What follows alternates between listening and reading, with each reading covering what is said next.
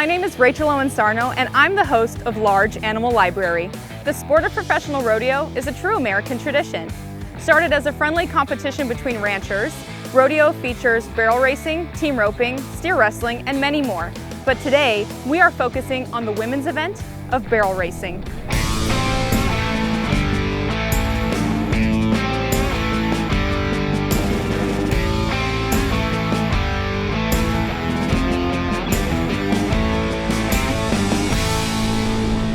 Today, we are at a divisional jackpot race at the Lakeside Rodeo Grounds. A divisional race gives more people the opportunity to win money, as it doesn't just pay out to the top few fastest spots. And as an added bonus, a few of my friends are here to compete today.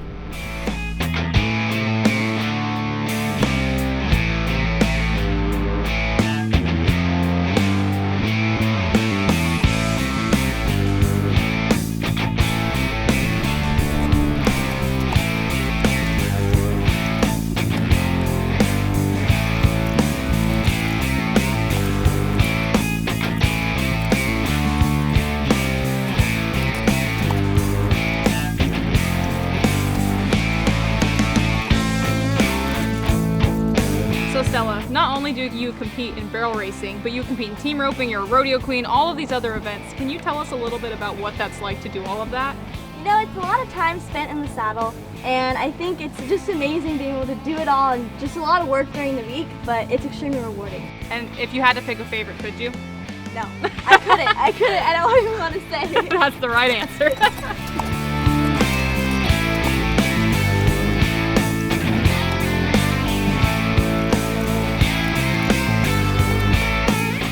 Buffalo Bill Cody put on popular Western shows in the past, and people would flock to his shows whenever he would hire Annie Oakley. He realized that women participating in different events was a big draw. In 1930, a trick rider named Faye Blackstone started practicing different patterns she had seen with her friends at a show in Texas: the figure eight and the clover leaf.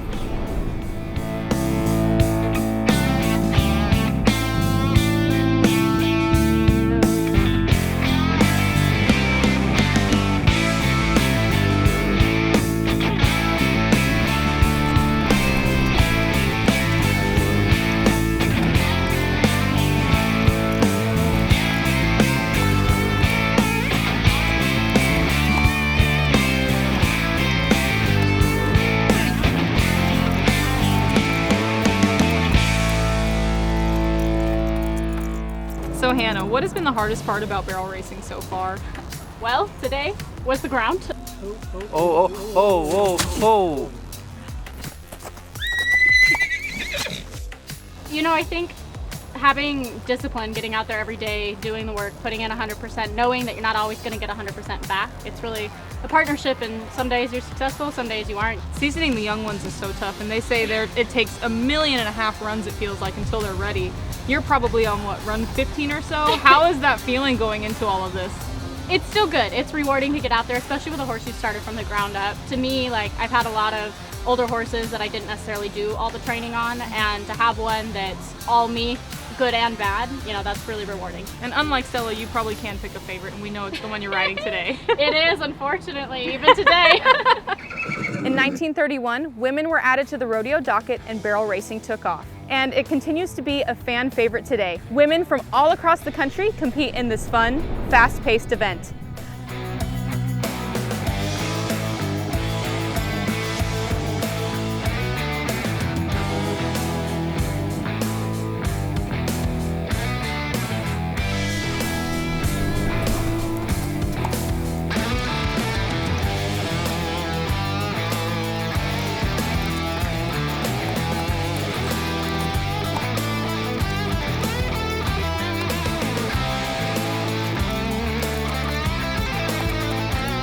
So unlike Hannah, you're riding a horse who has been there and done that. Tell us a little bit about the learning process of not only learning barrel racing, but a brand new horse as well.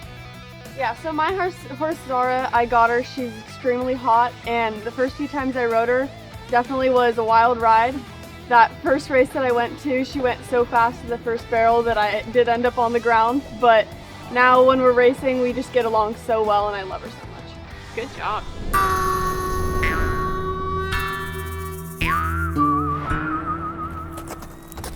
Today we are at the San Diego Animal Sanctuary and Farm in Alpine, California, where they have a great assortment of large animals and some small ones too. This is Cheyenne, an American bison. Although commonly found in Yellowstone Park, Wyoming, the bison's ancestors can be traced to southeastern Asia. It's believed they crossed the Bering Land Bridge into America many years ago.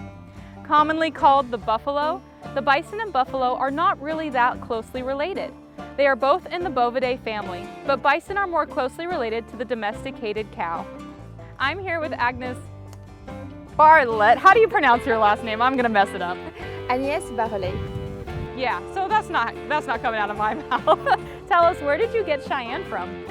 Cheyenne was actually already in Alpine, near the Viejas Reservation, and it was owned by a lady. She was getting too old, and financially it was too difficult for her to keep him.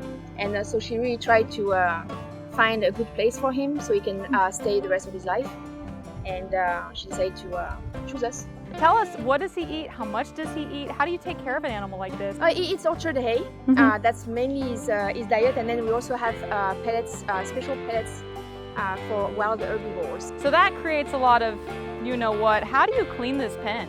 Well, we have to take him outside. We have another enclosure next door, and so we lure him outside, and then we take a tractor and a lot of rakes, and it's a day of work for the whole team. So as you see, he's taller than both of us. How much do you think he weighs? 1,500 pounds. Gosh darn, that's a lot of weight. Perfect. Well, if you're down for it, we'd like to look at some other animals you have here. Thank you so much, Cheyenne. Ooh, zebras. What are their names? So we have Bamboo, who is approaching us right now. Hello, Bamboo. And we have Hope, who's over having a little munch. Oh, perfect. Yeah, come on, babies. We're saving that for another episode. Oh, whoa, look at these camels. Yeah. So you have 3 camels? We have 3 camels. We actually have a very rare camel, Banfora. He's the white camel. Wow. We're going to talk about Banfora the next time. You got it. The African Watusi, a cross between Egyptian Longhorn and Zebu Longhorn from India. This is Africa's version of cattle. Their massive horns weigh between 15 to 20 pounds. They are actually hollow with tons of blood vessels, circulating blood through them to disperse heat like their own air conditioning system. That helps them survive in extreme temperatures. And as aggressive as they look, they're actually very docile. So what was the first animal that you got here? Well, actually, it was a bunch, a truckload. We got the Taurus. Our sulcata Taurus, Big Daddy, is 45 years old and 150 pounds. Wow. 2 mini donkeys and 2 mules. So you really hit the ground running. How did you get into exotics? I wanted to have African animals, but it was really by chance. I met with a lady that was moving her herds from California to Oklahoma and then finally Texas, and she was building a ranch in Texas. And she asked me to take some of her animals because she couldn't take everybody with her. And I went the African animals because we have a preschool in Africa. That's how I started my non-profit work, and I wanted to tie the 2 projects together. And how do you deal with the feed bill? I'm sure it's outrageous. Vet, staff, all of the things that you need to keep this place going. Tell us a little bit about that. Well, it has been a struggle since the beginning, and it has been the biggest struggle that we have is actually to get the word out. So thank you for having us. We're excited. But the biggest bill that we have, of course, is the wages. I have a team of 13 people to care for those animals 7 days a week. We never close. And the vet bill, the feed bill is very big, unfortunately. We are open to the public 7 days a week, trying to get as much visitors as we can. My goal is to be self-sustainable with only visitors, with field trips, with presentations in schools, and not so much donation because we don't like to ask for money. Yeah. But at the same time, we also have to survive. And tell us, you said people can come for tours, field trips. Tell us all about what people can do to support your business here. Since we are a 501c3, all donations are tax deductible, and that's really nice, and people take advantage of that. But you can go to our website, San Diego Animal Sanctuary and Farm.org. We also do children's camp.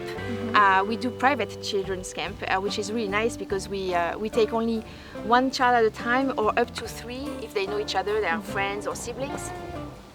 And they shadow our keepers from 9 a.m. to 5 p.m. Perfect. Well, we hope lots of people will come through. I'm excited. This is my first time here, and I'm obsessed with these Watusi. This has been so much fun. They are the gentle giants of the farm.